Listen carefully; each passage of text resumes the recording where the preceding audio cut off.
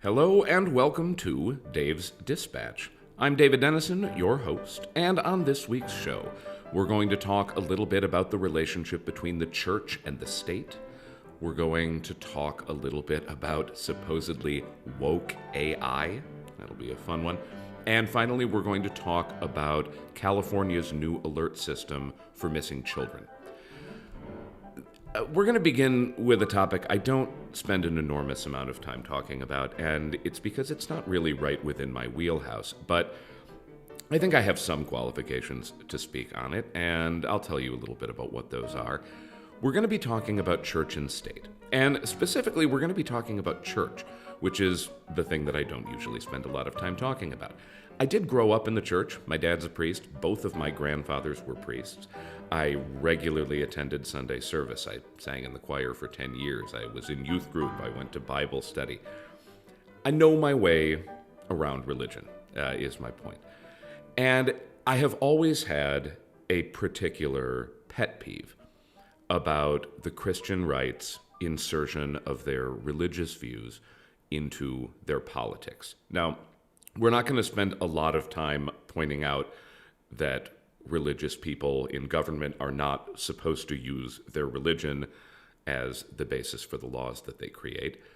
That's right there in the Constitution. Indeed, it is in the very first words of the very first amendment to the Constitution.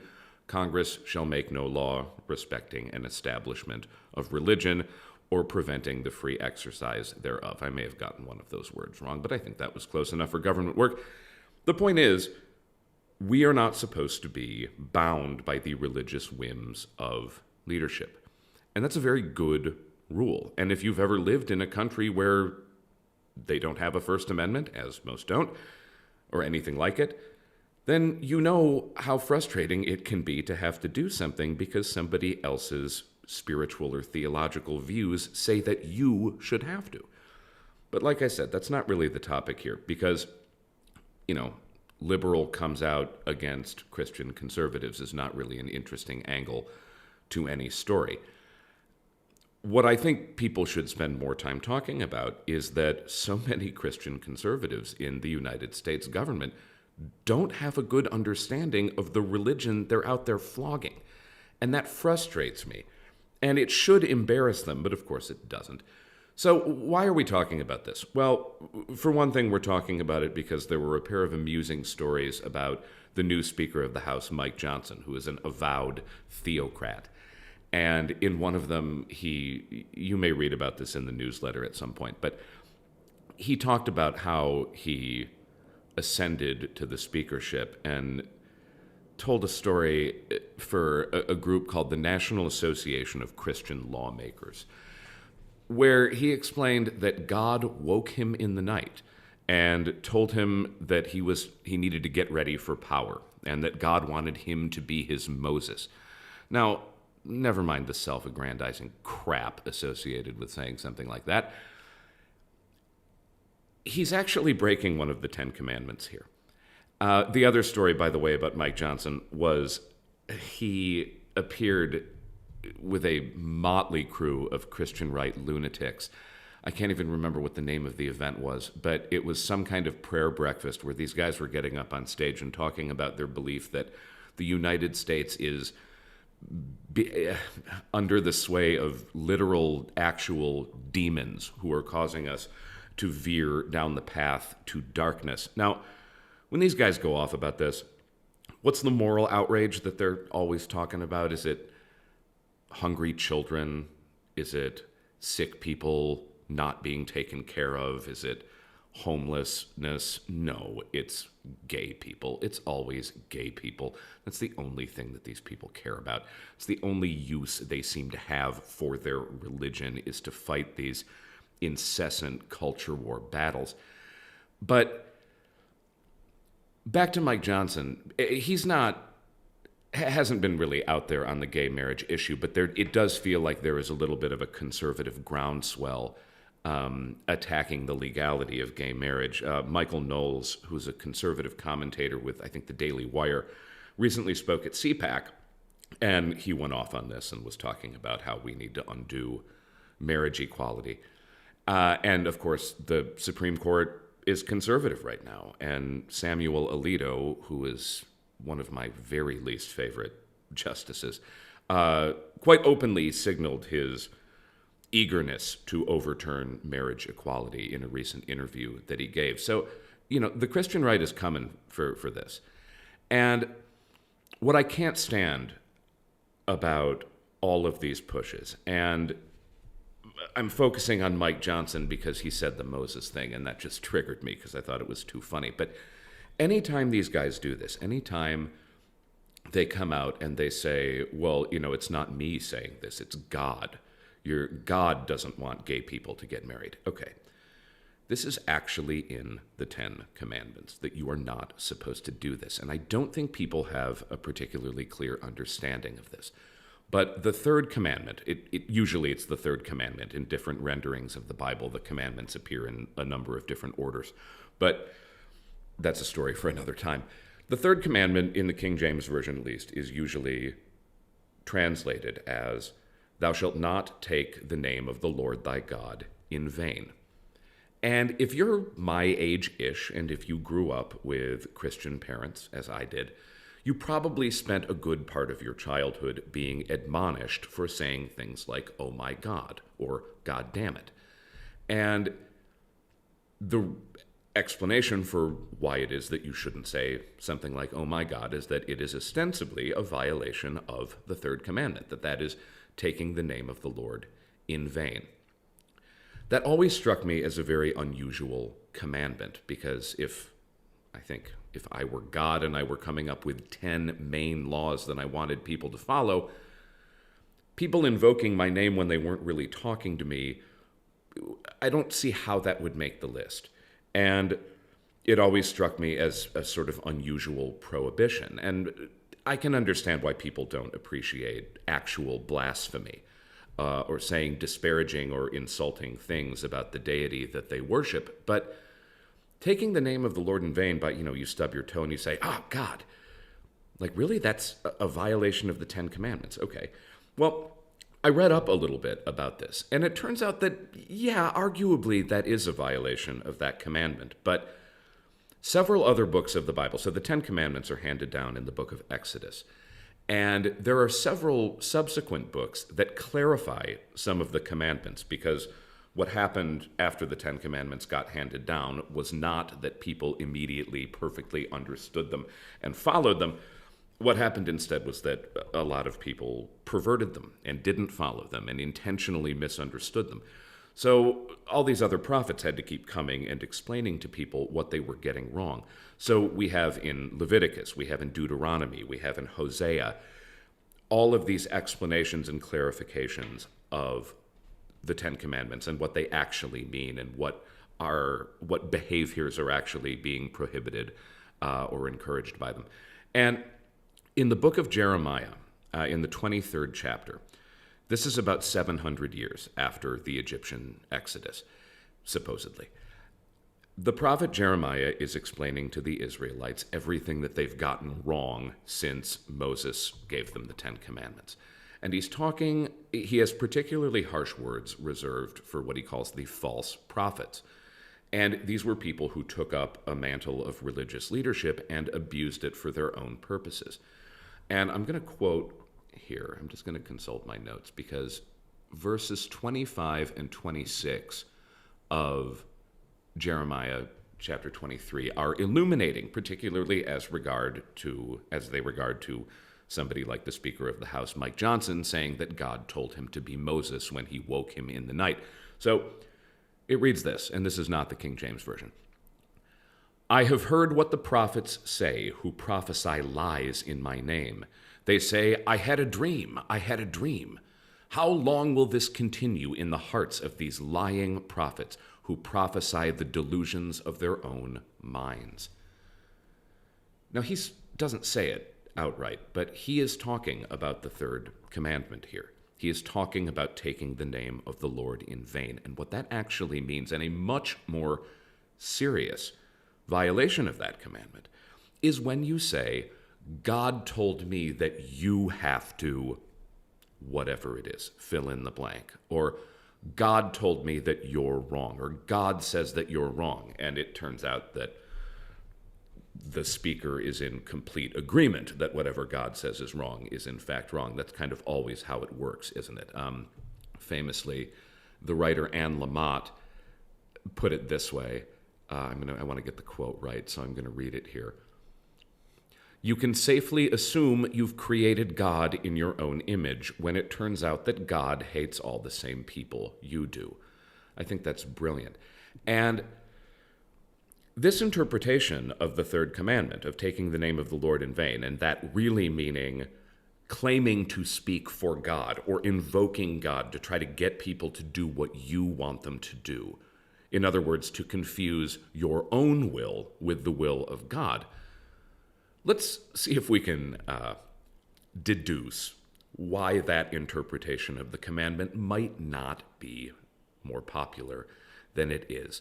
Because how many of the clergy would be in constant violation of it if that's how we interpreted it? How influential would Christianity have been able to become if every canonical law were prefaced with, well, we're not sure, but we think you should do this? Of course not. One of the great functions of religion is to get people to dance to your tune by telling them that it's what God wants. Most men and women of the cloth are in violation of this commandment a lot of the time. Now, they aren't all. I need to say that because I grew up in a pretty squishy, progressive, left-leaning church, and by and large, the sermons at that church were not fire and brimstone, you're going to hell if you do this. It was more, let's pick apart this week's gospel reading. So not all priests are guilty of this, and certainly not all political Christians are guilty of violating this commandment, but a lot are. And more Christian voters should care about that, because this is their religion. They're the ones bringing this to the table, and then they're getting it wrong. And you've got Mike Johnson, who's the Speaker of the House. This is the third most powerful man in the American government. And he thinks that God wants him to be Moses.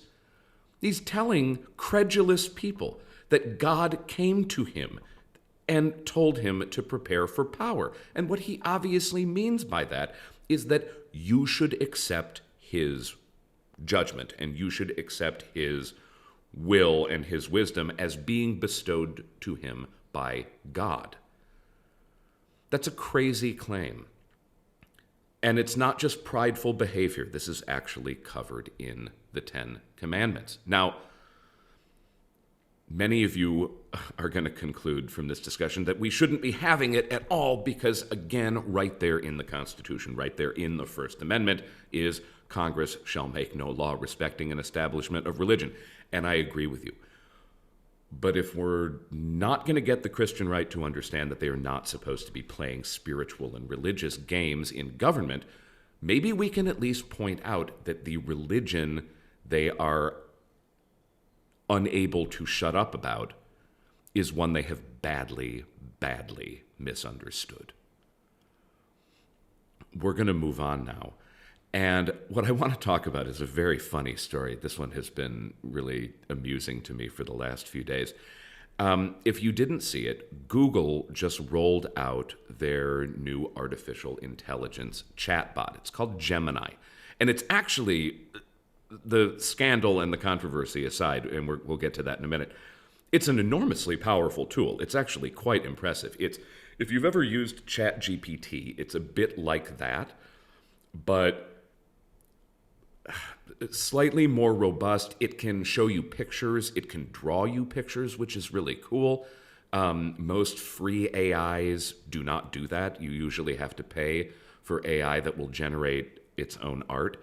But it was actually the drawing feature that initially got Gemini into trouble. And I think it's funny that when we release, we see the release of one of these incredibly sophisticated tools, the first thing people do is they try to mess with it on political grounds. So people immediately went to to Gemini, and started asking it all of these political questions.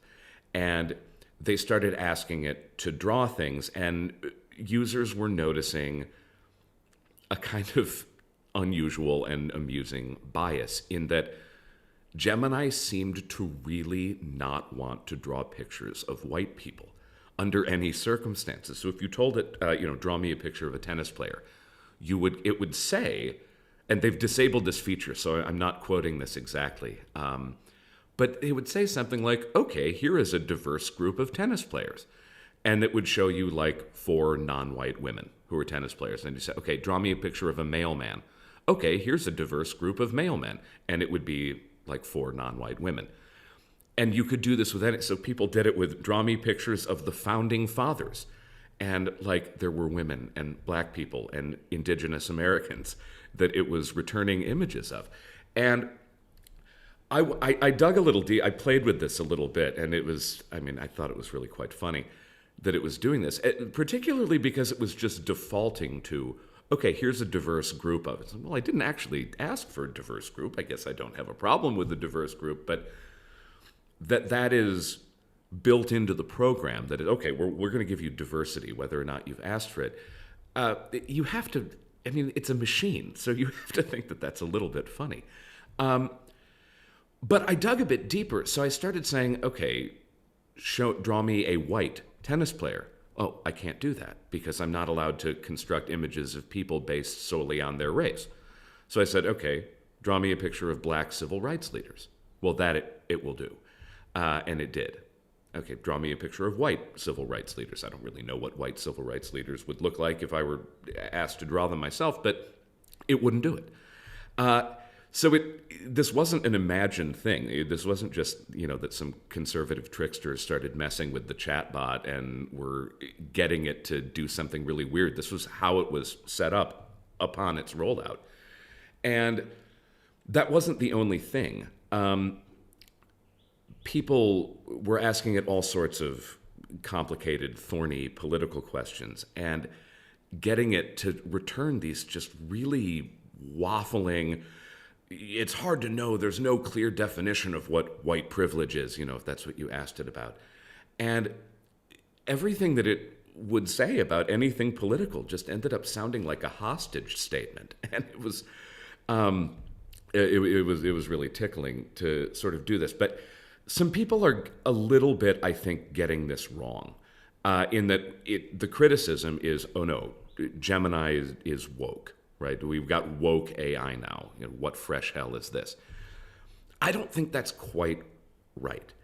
And I think the reason I wanted to talk about this is because I think that if you are interested in the social justice movement, and if you're interested, or what styles itself as the social justice movement or the woke movement, quote unquote, I've never really liked that word, but it appears to be the one that we've arrived on to use. There's something illuminating about that movement itself in this Gemini story. So I don't think that Gemini is woke. I think Gemini is afraid of woke. I think it's afraid that woke people are going to yell at it and get mad at it. And that dynamic is really key to understanding how pervasive even some of the craziest aspects of contemporary social justice ideology have become. It explains how they have gotten out there. Because, now, what do we mean when we say woke, right? We should clarify this because it is a contentious term. A lot of people don't like it. Particularly, I have noticed that adherents to the contemporary social justice movement really don't like it when you call them woke. I would define this as leftist illiberalism with an authoritarian bent and a hyperfixation on identity. I think that's about as concise a definition as I can come up with that captures the phenomenon. If you have a better one, put it in the comments, because this is something we should define. It's a significant force in our politics and in our society, and we've been sort of asked to pretend that it doesn't exist for the last 10 years, which is, to my mind, an exercise in mass gaslighting that has always really, really annoyed me. But in any case, the way that these movements spread, and I don't think that woke is neo-Marxist, I don't think it's neo-Maoist, I think that those are hyperbolic characterizations of it. But there are some parallels to other left-leaning authoritarian movements. And one of those is that there's always an enforcement mechanism. It's rarely the case that millions and millions of people collectively decide to believe in some revolutionary idea. What usually happens is that a small, committed, vocal minority of people begin to believe in these ideas, and they become the diehards, and they sort of whip everyone else into shape through threat of punishment. So in the Soviet Union, these people were called commissars, right? And the idea was that the commissars were the true believers, or at least they were paid to pretend to be the true believers. Everyone else was just kind of trying to get by, but you really didn't want to get on the bad side of these folks because they could hurt you. Now, in the Soviet Union, that was, you were going to be invited to spend some time in Siberia. In China, you could be whipped and beaten in the streets and stripped of your clothes, right, during the Cultural Revolution. People aren't going to the gulags today. That's not how wokeness operates. But it does have this dimension of social sanction, right? Where if you say the wrong thing, and if you poke the wrong sensitive spot in the sort of woke lexicon, you can really get in trouble for that. And it doesn't take much to have that become a very serious enforcement mechanism. Because if I'm afraid to express certain views in the workplace, right, on pain of potentially losing my job or making myself ineligible for promotion, right, because a disagreement at the water cooler involved me criticizing some piece of woke theology, and I'm using the term theology intentionally there, then that's a real problem. And what's very likely to happen is that I'm just not going to express those views. I might even sort of nod along with them when other people express them, because that's how you stay out of trouble, right? I don't want to lose my job. I don't want to not be promoted for reasons unrelated to my performance on the job. And that, I think, was a huge part of the dynamic of the last 10 years in the United States and really throughout the West, where there were certain hotly debated political topics that you just couldn't get too loose in talking about. There were some ideas, particularly ideas that relate to identity, where there was a preferred narrative, and deviating from that narrative in some spaces could get you into real trouble. Now, conservatives have never particularly cared about this, right? It's only people who have some wish to operate in spaces where the left holds cultural dominance that had to fear something like this. If you're Matt Walsh or you're Michael Knowles, who I referenced earlier, you can say whatever you want about wokeness because your viewers are expecting you to do that. But if you want to work in Hollywood, right, or if you want to work in the video game industry, or you want to be a published author of young adult fiction, those are spaces in which left-wing social justice ideology absolutely dominates. And there is a cost to going against that grain. So the point of all of this, and we're going to come back to Gemini now, is that there's only ever the appearance of widespread buy-in for a lot of these beliefs. What you actually have are a few true believers keeping everyone else in line by tacit or overt threat of punishment if they step out. And I think that's what Gemini is doing. I think Gemini doesn't want to get yelled at. I don't think it's pushing a political agenda. I think it's trying to operate in a space that it thinks is dominated by the political agenda of other people. And so on the picture thing, right, this this reluctance to return drawn images of white people, which I'm sorry, that just really cracks me up every time I think about it. A good parallel to that is the American television advertising landscape, where if you imagined an alien visitor beaming down to Earth into a windowless room in which there was just a television broadcasting American television ads, that alien could be forgiven for thinking that there was no such thing as a homogeneously white family anywhere in the United States. And just in case it's not clear from my tone, this does not offend me at all. I don't care. It does amuse me because I think it's just a funny dynamic that if you turn on American TV ads, you just don't see that many white people and you don't see white families. An ad where the entire cast is white, which like 20 or 30 years ago, that was probably most ads, right? And now it's like the pendulum has just swung all the way in the other direction. There's this huge overcorrection to what was genuinely a problem of lack of representation. And now you kind of have lack of representation too. It just happens to be representation that nobody cares about. It's not like anyone is clamoring for more white people in media. But if you try to unpack that dynamic a little bit, what's actually happening? Are all of these corporations like secretly really woke and they're trying to push some kind of agenda? No. It's that it doesn't cost them anything to diversify their casting in advertisement, and the kind of people who will write an angry letter or who will call and leave an angry voicemail are very likely to be pacified by an easy aesthetic fix like, let's diversify the cast a bit. And so here again, it's not that we have a whole bunch of true believers, it's just that we have a whole bunch of people dancing to the tune of a very small handful of true believers. And right, for corporations don't want controversy. They don't want to lose customers. They don't want people lodging complaints and going crazy on them because they are only featuring white performers, for example. So, and it's so easy for them to get around that. And I think that that is what Gemini, this chatbot, is doing. It's recognizing that nobody is offended if they turn on the TV or they get a return from a chatbot with drawn images and there's no white people. And the kind of person who really is going to pick up the phone and complain that there's not enough white people on TV is like somebody that you can pretty safely not listen to, right? And so they don't care about that. But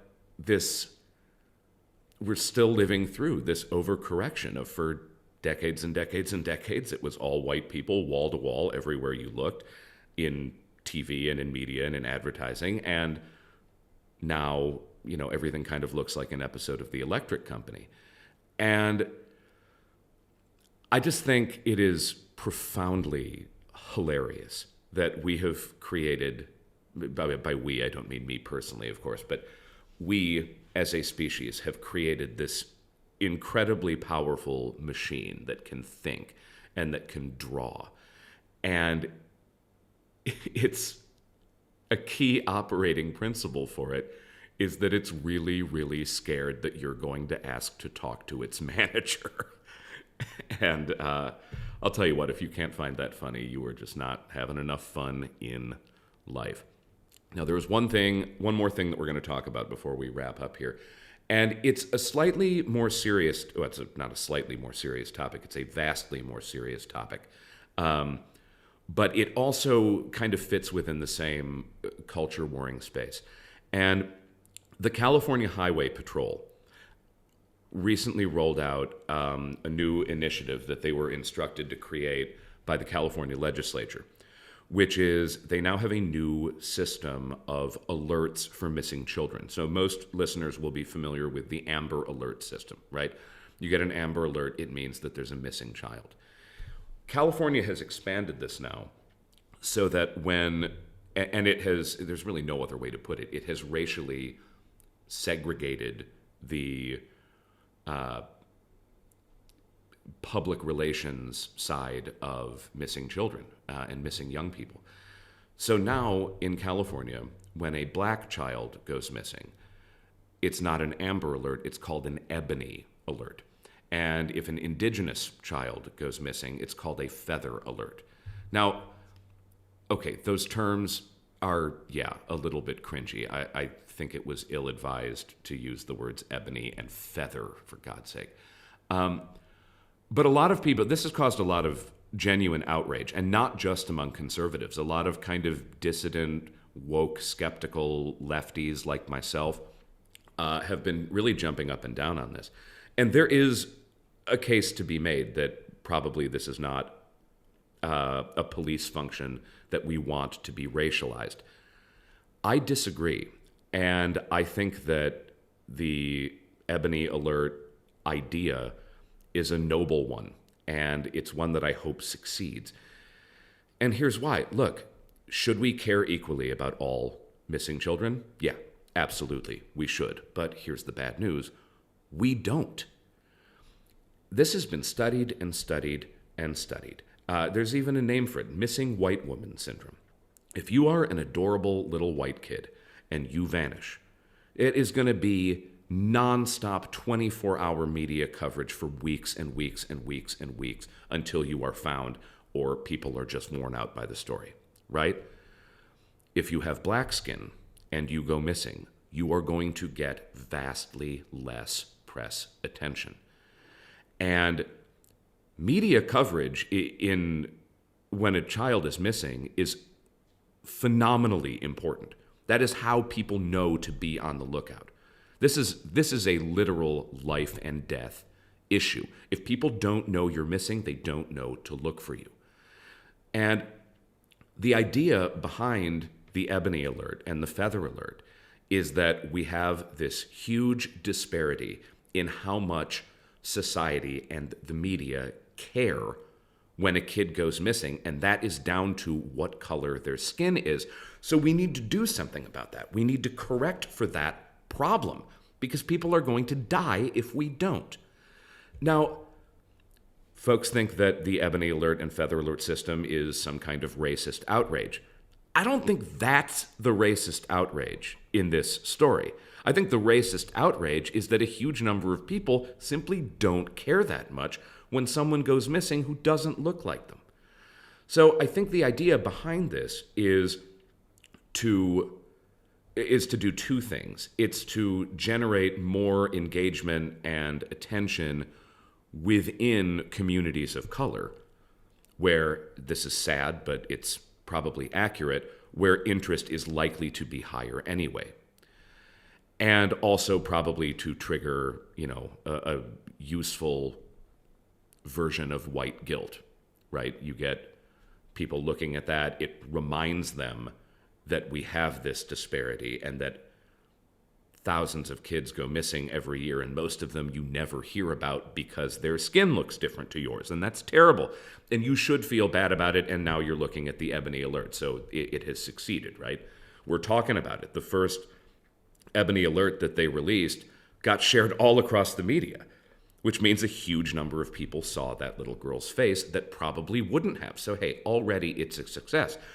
The other thing about this is that it's not zero-sum, right? So sometimes policies that are aimed at redressing past racial injustices can end up creating a new kind of discrimination. I've always been very ambivalent about affirmative action for exactly that reason. Something just feels wrong about trying to correct past discrimination with present discrimination of another stripe. And I also think there are good arguments for affirmative action, so this is not me coming out against those policies. But one of the reasons affirmative action is such a hot-button issue is because that is zero-sum. Colleges, for example, have a set number of spaces. If I take one, that's one spot that you don't get, right? But media attention to missing children does not need to be zero-sum. Somebody opening an Ebony Alert or a Feather Alert does not, I can't see any reason why that would make them less likely to open an Amber Alert and pay attention to it. So nobody has to lose out with this system. And you know what? If this brings even one kid home, worth it, in my view. One more point on this before we wrap up, and that is a big buzzword in our conversation over race and social justice has become critical race theory. I guess technically that's 3 buzzwords, isn't it? And there's a reason why critical race theory is something that we're talking about when, in the 80s, when it sort of, people started first writing about it, it was really just kind of a niche academic pursuit. Now it's everywhere, so what's the deal? Well, most of what gets called critical race theory has nothing really to do with actual critical race theory. It was a quite intentional effort on the part of conservative activists to take kind of everything that we might reasonably place under the umbrella of wokeness and give it a name that people could then rage out to and hate on, and that became critical race theory. So when you see something about critical race theory in schools, for example, there's a big moral panic about that. If you dig deeply, it's likely that a school is doing some kind of woke thing and everyone is just calling that critical race theory. But what the theory actually was when people started writing about it, and again, this was in the 80s, was that colorblind laws and colorblind policies, intentionally colorblind policies, were still returning racially disparate outcomes. Very good example of this is criminal sentencing. Okay? So there is no law anywhere in the United States that says that a white person should do less time for committing the same crime as a black person. And there are mountains and mountains of data on this. If you look at who gets sentenced on the upper edges of the sentencing guidelines and who gets the easier rides, you can predict that by race. Non-white people are going to do more time and face harsher punishments for the same crimes as white people, who will get more breaks with our system. What do you do about that? You've already made it a colorblind system. You've already taken race ostensibly out of the equation in the business of criminal sentencing, and yet you still have this crazy divide in what judges are actually doing when they're handing out sentences. And this was really the idea of critical race theory, that simply removing race from policy does not always get the job done. You might have to think harder, and you might have to do something more. And in my view, the Ebony Alert system and the Feather Alert system is a useful and correct example of critical race theory. That there is no law, an Amber Alert before this was for all kids. So there was no racial bias built into our system of alerts for missing children. And yet there was this hugely racially disparate outcome that kept returning, and we kept seeing it. So what are we going to do about that? Well, we're going to try something else. If we are already racializing this process, and to be very, very clear, we are, maybe lean into it, and maybe we'll save a few more kids that way. All right, that's all I've got this week. Thank you for tuning in. If you liked what you heard, please go over to Substack to denisonwrites.substack.com and become a free subscriber to my newsletter. Of course, if you want to become a paid subscriber, that would be even nicer. But this podcast is free for everyone to listen to. Some weeks I am going to do an extra little segment for only my paid subscribers. So if you want to be part of that very small but very exclusive club, hey, sign on. It's $50 a year or $5 a month, and every little bit helps. Thank you, ladies and gentlemen. Good night and good luck.